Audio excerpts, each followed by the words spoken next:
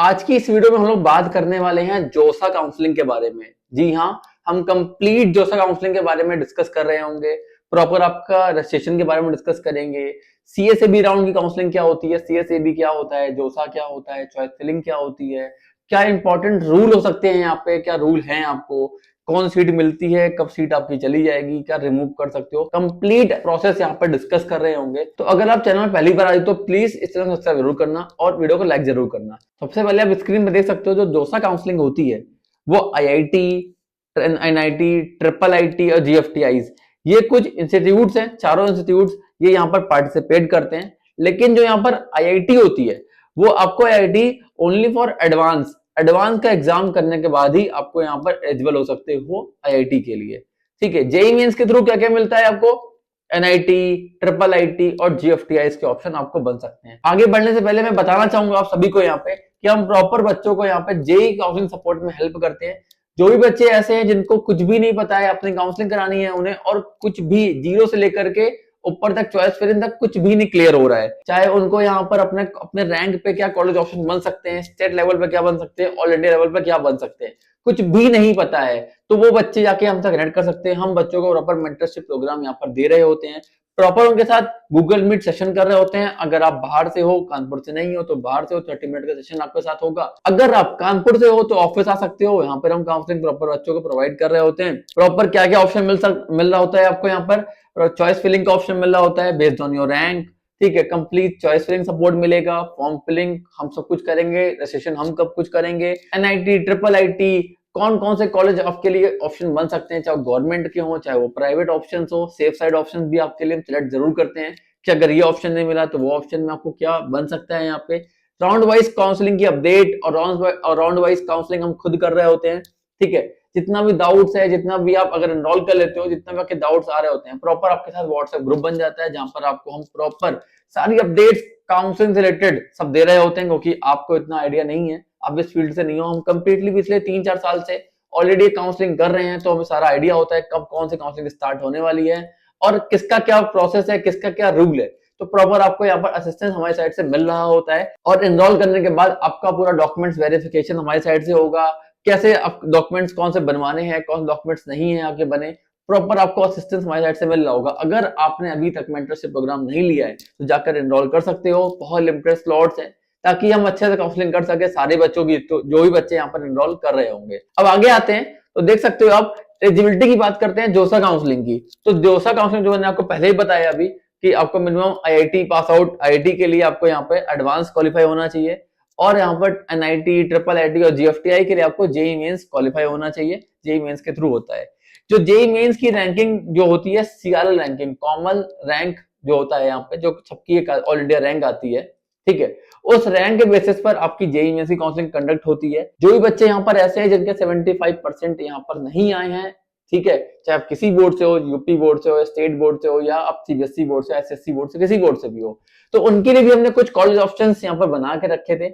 आई button पर आपको यहाँ पर एक वीडियोस का लिंक आ रहा होगा, वो जाकर वीडियो देख सकते हो आप। उस पर उन बच्चों को हमने ये बताया जिनके 75% नहीं है, तो जाकर वाली वीडियो भी देख सकते हैं। या तो आपका 75% होना चाहिए, या तो आपका top 20 percentile in your board. ठीक है, आप अपने बोर्ड से अगर इतना आए हो, ठीक है, या 65% आपका एससी एसटी का हो, तो इन जो एक क्राइटेरिया है, अगर आपका एक क्राइटेरिया पूरा हो रहा है, ये एलिजिबिलिटी आपको बीट कर रहे हो आप, तो आप एलिजिबल हो सकते हो जोसा काउंसलिंग में पार्टिसिपेट करने के लिए। ठीक है, अब आगे जोसा काउंसलिंग का प्रोसेस तो जान लेते हैं। तो प्रोसेस आप देखोगे, आपको इजी, बहुत इजी प्रोसेस है। जेईई मेंस के एप्लीकेशन के बेसिस पर आप यहाँ पर लॉगिन करोगे, पासवर्ड डाल करके लॉगिन करोगे। चॉइस फिलिंग के ऑप्शंस आएंगे यहाँ पे, इंस्टीट्यूट्स के ऑप्शन, ब्रांच के ऑप्शंस, बहुत बहुत सारे ऑप्शन है, 300-400 ऑप्शन आप पूरे भर सकते हो यहाँ पे। लेकिन बस यही नहीं पता होता है कि मेरी रैंक पे कॉलेज मिलेगा तो मिलेगा कैसे, कौन से ऑर्डर को पहले रखना है, कौन से ऑर्डर को बाद में रखना है, ये सब कुछ भी नहीं पता होता है बच्चों को। ठीक है, जो बच्चे नए हैं पूरे, उनको बिल्कुल क्लियर नहीं होता है, तो बच्चे जाकर कनेक्ट जरूर कर सकते हैं। और लास्ट स्टेप होता है आपका, जो आपको कॉलेज अलॉट होता है, जो आपने चॉइस फिलिंग करी होती है, वो कॉलेज ऑप्शन आपको अलॉट हो जाते हैं। ठीक है, जो भी आपके जिस रैंक पे जो भी कॉलेज ऑप्शन मिला है वो आप जाके नॉर्मली लॉक करो, उसकी फीस सबमिट करो और जाकर कॉलेज में एनरोल कर सकते हो आप। ये जोसा काउंसलिंग के रजिस्ट्रेशन का प्रोसेस होता है। अब आगे आते हैं चॉइस फिलिंग की स्ट्रेटेजी कैसे होनी चाहिए, जो मैंने आपको यहाँ बताया था, चॉइस फिलिंग करना है सेकंड स्टेप पे। ये कैसे होना चाहिए। अगर आपकी रैंक अच्छी आई है, एक अच्छी ब्रांच आते हो, तो अगर कुछ अच्छी रैंक आई लगभग लाइक भी 2000 आईआईटी एडवांस की बात करता हूं मैं आपको, यहाँ पे एडवांस की लेते हैं। तो अगर रैंक आपकी 1000 या 300-400 लगभग रैंक आई है, ठीक है, उस अगर अप्रोक्स आप टॉप पे बिल्कुल हो आप, ठीक है, इस टाइम, तो आपको कुछ ऐसा प्रेफरेंस ऑर्डर सर्च करना चाहिए। मतलब पहले सीएस की ब्रांचेस आप फिल करो, उसके बाद ईसी की, डबल ई की, उसके बाद सीएससी ब्रांच, कुछ इस तरह से आप अपने ऑर्डर को फिल कर सकते हो। ठीक है, पहले आईआईटीज, उसके एनआईटीज के ऑप्शन, कुछ इस तरीके से, मतलब कि पहले ब्रांचेस को प्रायोरिटी दो, फिर इंस्टीट्यूट को प्रायोरिटी दो, ठीक है, तब अच्छा ऑप्शन आपको देखने के लिए मिल सकता है। JoSAA counselling automatically gives the best options to seat according to rank and preference order. आप जैसे फिल करोगे उस हिसाब से आपको यहाँ पर रैंक के अकॉर्डिंग आपको प्रेफरेंस ऑर्डर, आपको जो आप सेट करोगे वैसे आपको कॉलेज ऑप्शन आपको देखने के लिए मिलेंगे। उसके बाद सीट अलॉटमेंट जो आपका होता है, 3 ऑप्शन होते हैं यहाँ पे, फ्रीज, फ्लोट एंड स्लाइड। ये कब आता है? जब आपके पास आप चॉइस फिलिंग कर देते हो, उसके बाद एक ऑप्शन खुलता है, फॉर एग्जांपल आपको जो सीट अलॉट हुई है और सीट आप एक्सेप्ट कर लेते हो यहाँ पे जनरली, तो एक्सेप्ट करने के बाद आपको आगे काउंसलिंग में नहीं जा पाओगे, वो सीट्स आप लॉक करके उसकी फीस सबमिट करके आप आगे सबमिट हो जाओगे, ठीक, आगे मतलब प्रोसीड हो जाओगे। वो बच्चे जिनको सीट मिली है, जिनको सही अच्छी नहीं लगी, जिनको लग रहा है कि नेक्स्ट राउंड की तरफ मूव करना चाहिए, वो बच्चे यहाँ पर फ्लोट करते हैं। एक ऑप्शन होता है स्लाइड का ऑप्शन। फॉर एग्जांपल आपके पास एक इंस्टीट्यूट में आपको ऐसे कि लाइक भी एनआईटी तिरछी में आपको अगर कोई एक ब्रांच मिली, आपको लगता है कि एनआईटी तिरछी में ही मुझे दूसरी ब्रांच मिल जाए तो मैं मूव कर दूंगा अच्छी ब्रांच, तो उसके लिए ऑप्शन होता है स्लाइड का। तो आप क्या चाहते हो, सेम इंस्टीट्यूट में आप अपनी ब्रांच को अपग्रेड करना चाहते हो, ये उसके लिए ऑप्शन हो सकता है। तो 3 ऑप्शन होते हैं, फ्रीज, फ्लोट एंड स्लाइड का। ये ऑप्शन आपको देखने के लिए आपके स्क्रीन पे आपको मिलेंगे, तो आप जब काउंसलिंग करोगे तो ऑप्शन आपको डिस्प्ले हो रहे होंगे। अब जो बच्चे फ्रीज कर लेते हैं सीट, ठीक है, वहां पर वो सीट लॉक कर देते हैं, आगे बढ़ते हैं, वो फीस क्या होती है?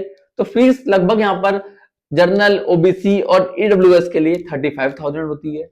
एससी, एसटी और पीडब्ल्यूडी के लिए लगभग 15,000 लगभग फीस होती है। ठीक है, the amount adjust in the college fees.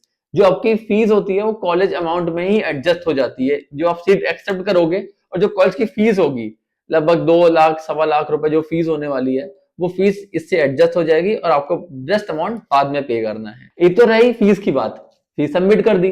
अब आगे कुछ डॉक्यूमेंट्स भी रिक्वायर्ड होने वाले हैं आपके लिए, कि डॉक्यूमेंट्स क्या होंगे, जो इंपॉर्टेंट डॉक्यूमेंट्स यहाँ पर लगने वाले हैं। तो डॉक्यूमेंट्स आपको यहाँ पर मिनिमम चाहिए होगा जेई मेंस या जे एडवांस का एडमिट कार्ड, रैंक कार्ड मतलब स्कोर कार्ड, 10th और 12th की मार्कशीट। अगर आप जनरल कैटेगरी से हो तो कैटेगरी सर्टिफिकेट बिल्कुल नहीं लगेगा।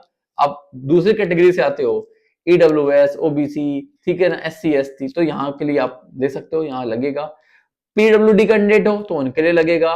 पासपोर्ट साइज फोटोग्राफ्स लगेंगी आपकी, और ठीक है ना, फोटो आईडी प्रूफ लगेगा, जो आपकी फोटो है वो आईडी प्रूफ लग रहा होगा। और सीट अलॉटमेंट लेटर, जो आपको सीट यहाँ पर मिलेगी, अलॉट होगी ना, वो सीट का अलॉटमेंट लेटर आपको यहाँ पर रिकॉर्ड होने वाला है जब आप काउंसलिंग के बाद आप कॉलेज अलॉटमेंट के लिए जाते हो फिजिकल रिपोर्टिंग के लिए। अब ये तो हो गया कि जोसा काउंसलिंग का पूरा प्रोसेस है।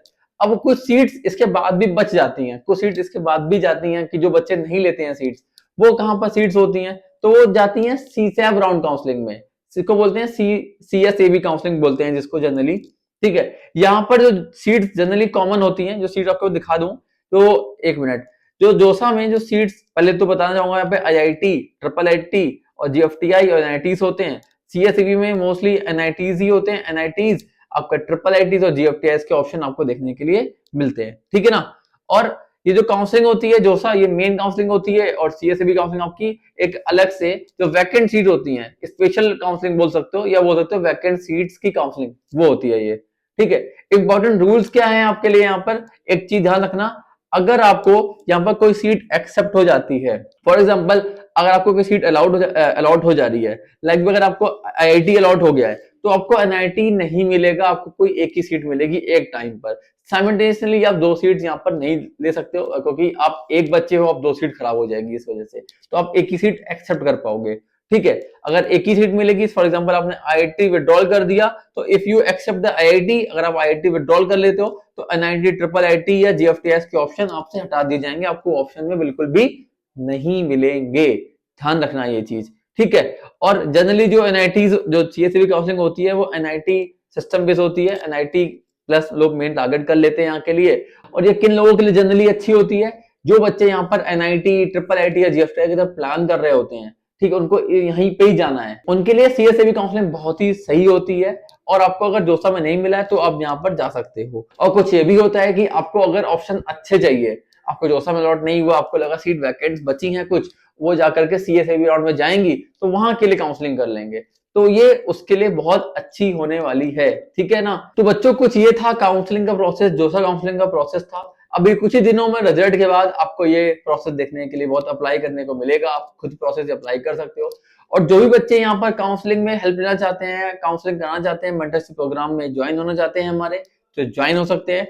लिमिटेड स्लॉट्स ओनली अवेलेबल, केवल लिमिटेड स्लॉट्स अवेलेबल हैं, ज्यादा स्लॉट्स यहाँ पर अवेलेबल नहीं है। जिन बच्चों को एनरोल होना है जल्दी जाओ, यहाँ पर एनरोल कर सकते हो। प्रॉपर असिस्टेंस हमारी साइड से आपको मिलेगा टिल योर अलॉटमेंट, जब तक आपको यहाँ पर एडमिशन आपके एक मन चाहे कॉलेज में एडमिशन नहीं मिला था, तब तक के लिए आपको यहाँ पर प्रॉपर गाइड कर रहे होंगे। और किसी दूसरे टॉपिक से वीडियो चाहिए तो प्लीज सजेस्ट जरूर करना कमेंट सेक्शन पे जा करके, हम वीडियो डेफिनेटली इस पर लेकर के आएंगे। तो मिलते हैं किसी नई वीडियो में, तब तक के लिए keep watching and subscribe channel. Bye.